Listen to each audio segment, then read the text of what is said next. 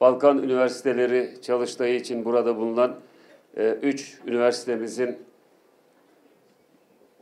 mütevelli heyeti ve vakıf başkanı arkadaşlarım, üniversite hocaları ve bu toplantının esas ana gövdesini oluşturan sevgili genç öğrenci kardeşlerim, hepinize en içten, en kalbi selamlarımı sunarım. Allah'ın selamı, rahmeti, bereketi, mağfireti hepimizin üzerine olsun. Bugün burada Saraybosna'da biraz da yazdan kalma bir günde sizlerle birlikte olmaktan büyük bir memnuniyet duyuyorum. İçinde bulunduğumuz Uluslararası Saraybosna Üniversitesi'nin kuruluş günlerini, hatta kuruluşundan önceki günlerini hatırlayan birisi olarak 20 yılda ne kadar büyük mesafe alındığını, ne kadar güzel ve verimli bir sonuç elde edildiğini görmekten de büyük bir memnuniyet duyuyorum, iftihar ediyorum. Ben de başlangıcından itibaren bu üniversitemizin burada varlığını mümkün kılan, değerli çabalarıyla, gayretleriyle buraya katkıda bulunan herkese, ahirete irtihal edenlere rahmet dileyerek şükranlarımızı ifade ediyorum. Burada öğrencilerimizin yetişmesi için gayretle emeklerini sarf eden öğretim üyesi arkadaşlarımıza, hocalarımıza da çok teşekkür ediyorum. Gençlerimize, hem bu üniversitenin mezunu olan hem de şu anda öğrencisi olan gençlerimize de hayatlarında üstün başarılar diliyorum. Bu üniversite gerçekten bir başarı öyküsü aynı zamanda. Ümit ederim ki nice 20 yıllar başarılı bir şekilde hizmet ederek Bosna Hersek halkına, Balkan coğrafyasındaki gençlere ve dünyaya hizmet eden sayılı üniversitelerden birisi olması mümkün olur. Türkiye ile Bosna Hersek arasındaki tarihi dostluğu anlatmaya gerek yok. Ama Türkiye her alanda her zaman Bosna Hersek'in yanındadır. Bütün Bosna Hersek'in bütün problemlerinde onun çözülebilmesi için Türkiye bir dost ve kardeş ülke olarak her alanda stratejik ilişkilerini geliştirmiş iki ülkeden birisi olarak Bosna Hersek'in bu coğrafyada varoluş mücadelesine ve daha ileriye gitme mücadelesine destek veren bir ülkedir. Bosna'nın uluslararası alanda tanınmış statüsünün devam etmesi, Bosna'nın toprak bütünlüğünün temin edilmesi, Dayton Anlaşması ile birlikte ortaya konulan Bosna'nın bütünleşik ve tek bir devlet olarak burada varlığı, Bosna Hersek Cumhuriyeti'nin olduğu kadar Türkiye Cumhuriyeti Devleti'nin de temel önceliklerinden birisidir. Aynı şekilde Bosna Hersek'te ve diğer Balkan ülkelerinde de gördüğümüz, özellikle genç neslin Avrupa ülkelerine göç etmesi meselesinin de Balkan ülkeleri için önümüzdeki önemli tehditlerden birisi olduğunun farkındayız. Bunun için diyoruz ki işte bu üniversite gibi eğitim kurumlarının, iş alemine hitap eden üretim merkezlerinin Bosna Hersek Cumhuriyeti'nin içerisinde var olması aslında Bosna'nın geleceğinin de garantisidir. Gençlerinin de Bosna'da tutunmasının, burada var olmasının garantisidir. Ben bu anlamda Bosna Hersek'in önemli kurumlarından birisi olarak gördüğüm bu üniversitenin giderek güçlenmesini, giderek çok daha kuvvetli bir hale gelmesini temenni ediyorum. Şu anda görev yapan bütün arkadaşlarımıza yürekten başarılar diliyorum. Genç öğrencilerimize de başarılar diliyorum. Zor bir dönemden geçiyoruz. Dünyanın her yerinde büyük zorlukların, büyük çatışmaların, büyük türbülansların olduğu bir süreçten geçiyoruz. İnsanlık tarihinin hiç şüphe yok ki en kırılgan dönemlerinden birisindeyiz. Ama aynı zamanda insanlığın önünde de çok fazla imkanların, fırsatların var olduğu, özellikle bilimsel gelişmeler bakımından da son derece hızlı, son derece dinamik bir sürecin yaşanmakta olduğunu hepimiz biliyoruz. Üzerimize düşen dünyadaki bu kırılganlıkları mümkün olduğunca azaltmak ve dünyada hakkaniyetle, adaletle yaşanabilecek bir dünyayı kurabilecek imkanları tesis etmektir. Bugün dünyanın birçok yerinde gerilimlerden bahsediyoruz. Birçok yerinde maalesef çok ciddi sıkıntıların ortaya çıktığını görüyoruz. Öncelikle ifade etmek isterim ki halen bir takım gerilim potansiyelleri yaşayan Balkan coğrafyasında da Türkiye olarak bizim temel hedefimiz Balkanlarda istikrarın sağlanmasıdır. Bunun için Balkanlardaki bu farklılığı, Balkanların hem ırk, hem din ve hem de kültürel ve mezhebi farklılıklarının korunması, bütün Balkan milletlerinin eşit ve özgür milletler olarak bu coğrafyada yaşamalarını, Bunun için de aralarındaki farklılıkları da mümkün olduğu kadar müzakereyle, karşılıklı rızayla oturup konuşarak halletmelerine inanan bir ülkeyiz. Bu bağlamda bir kez daha ifade ediyorum. Bosna Hersek Cumhuriyeti'nin egemenliğini ve toprak bütünlüğünü de sonuna kadar savunuyoruz. Ayrıca Kosova ve Sırbistan arasındaki gerilimin de bir an evvel sonlandırılması, orada devam eden gerilimin de Bosna Hersek'le ilgili bir mesele olmadığını başından beri ifade ediyoruz. Ayrıca bu göçmenlik meselesiyle birlikte, yabancılarla birlikte gelişen bir başka büyük tehlikeyi de dünya adım adım o tehlikenin getirdiği sonuçlara doğru gidiyor. O da İslamofobyadır ya da açık bir İslam düşmanlığıdır. İslam düşmanlığı esası itibariyle ötekine tahammül edemeyen batılı zihniyetin dışa vurumundan ibarettir. Tesadüfen ortaya çıkmış bir mesele değildir.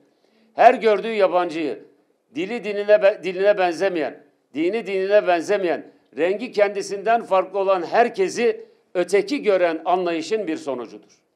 Dolayısıyla İslam düşmanlığı sadece Müslümanlara karşı geliştirilen bir siyaset değil, aynı zamanda Batı toplumlarını içten içe çürüten, Batı'nın mutedil ve makul ana damarlarını körelten, zehirleyen çok tehlikeli, çağdaş bir hastalıktır. Bu hastalıktan dünyanın kurtulabilmesi lazım. Bütün bunların hepsinde bir zihniyet meselesi olduğunu görüyoruz. Ya kapitalizmin verdiği her şeye ben tahakküm edeceğim, her türlü gücü ve imkana ben sahip olacağım anlayışı, ya da ırkçılığın ve faşizmin verdiği ben üstün ırkım, ben diğerlerinden farklıyım anlayışı, ya da dünyanın nimetlerini alabildiğince sonuna kadar sömürme iştahı. Bu zihniyet ortadan kalkmadığı sürece dünyanın bugün karşılaştığımız sorunlarının hiçbirisinin çözülmesinin mümkün olmadığı kanaatindeyim. Son zamanlarda yaşadığımız özellikle İsrail ve Filistin arasındaki bu çatışmayla birlikte esasında şunu söyleyeyim. Allah rahmet eylesin, biz burada konuşurken şu anda Gazze'de belki onlarca bebek öldürülmüş olacak. Belki masum nice yaşlı kadın ve erkek hayattan koparılacak. Ama öncelikle şunu ifade etmek isterim ki aynı zamanda bu Gazze'de bugün yaşananlar insanlığın şöyle suç defterinin bir kere daha açılmasını ortaya koyuyor. 3 şehir üzerinden yakın tarihimizi anlatmaya çalışacağım. Birisi Auschwitz, birisi Srebrenica, bir diğeri ise Gazze. Auschwitz'te 20. yılın en büyük katliamı, en büyük soykırımlarından birisi yaşanmış.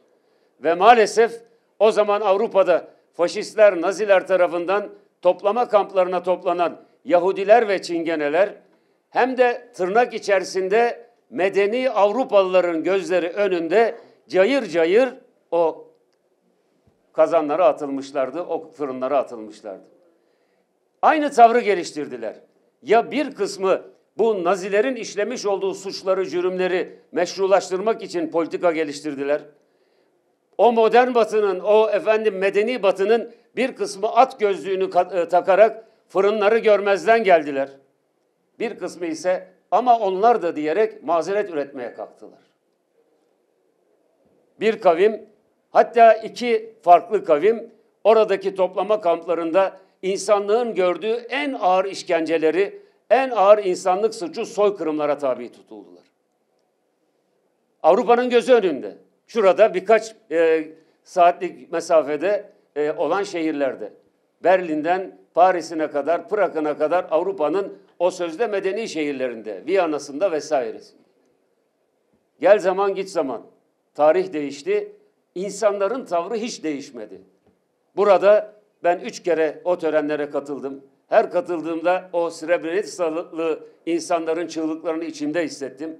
Srebrenica'da dünyanın gözü önünde, modern batının gözleri önünde, hem de 20. yüzyılın sonuna doğru burada 9.000'e yakın Boşnak kardeşimiz aynı şekilde Auschwitz'te ne yapıldıysa aynısı yapılarak katledildi. Ne yazık ki insanoğlu yine aynı tavrı gösterdi. Bir kısmı görmezden geldi, at gözlüklerini taktılar. Ne oluyor, ne bitiyor hiç duymadılar, görmediler, anlamadılar. Bir kısmı ama onlar da diyerek zalime karşı, zalimin yanında durarak bir takım mazeretler üretmeye kalktılar. Ve her ikisinde de neyse o artık kimse, uluslararası camia dediğimiz şey topyekün sınıfta kaldı. Uluslararası camia hiçbir kurumundan ses çıkmadı, soluk çıkmadı. Şimdi katıldığımız Srebrenica katliamının yıl dönümü törenlerinde o zamanlar buna seyirci kalanlar, hatta oradaki boşnakları, oradaki katillere, kasaplara teslim edenler timsahın gözyaşlarını dökmekten de utanmıyorlar.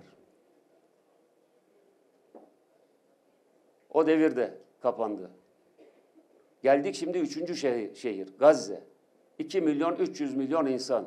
Her taraftan ordularıyla sıkıştırılmış. Dünyada böylesine asimetrik bir güç kullanımı hiçbir yerde görülmemiştir. İnsanlar, rakamları artık takip edemiyoruz. Herhalde biz burada konuşurken 10 binin üzerine çıkmıştır. 10 bine yakın insan 26 gün içerisinde hayattan koparılmış. Hastaneleri bombalanmış. Elektrikleri yok, suları yok, yiyecek şeyleri yok. İnsanlar artık ağır yaralı olanlara bakamıyorlar bile. Bir kenara bırakıyorlar, nasıl söyleyecek diye. Böyle bir tavır içerisinde yine dünyada aynı tavırlar sergileniyor. Bir kısmı zalimin yanında yer alıyor. Ama onlar da diye başlıyor söze. Bir kısmı hiç görmüyor. Ne yazık ki bir kısmı da bu utancın ortağı oluyorlar.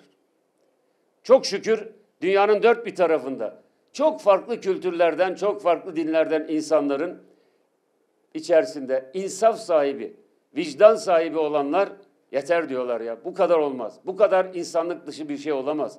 Bu kadar çok insanlık düşmanı bir saldırı olamaz. Aynen Auschwitz meselesine karşı çıkan insanlık cephesinde duranlar olduğu gibi. Aynen Srebrenica mazlumlarına karşı insanlık safında duranlar olduğu gibi çok şükür bugün Gazze meselesinde de insanlık safında duran, sayıları çok olmasa da oldukça fazla insan vardır. İşte bu üç mesele modern çağlarda bizim gördüğümüz en büyük insanlık vahşetleridir. Şunu da çok açık söylüyorum. Ne kadar beylerin ayarlarının ne kadar bozulacağını da biliyorum. Nasıl Auschwitz ve Srebrenica için oradaki kasaplar uluslararası insan suçları mahkemelerine çıkmış ve bunun bedelini ödemişlerse, bugün Gazze'deki katliamın sorumluları da mutlaka ama mutlaka uluslararası mahkemeye çıkacak, bu yaptıklarının bedelini ödeyecekler.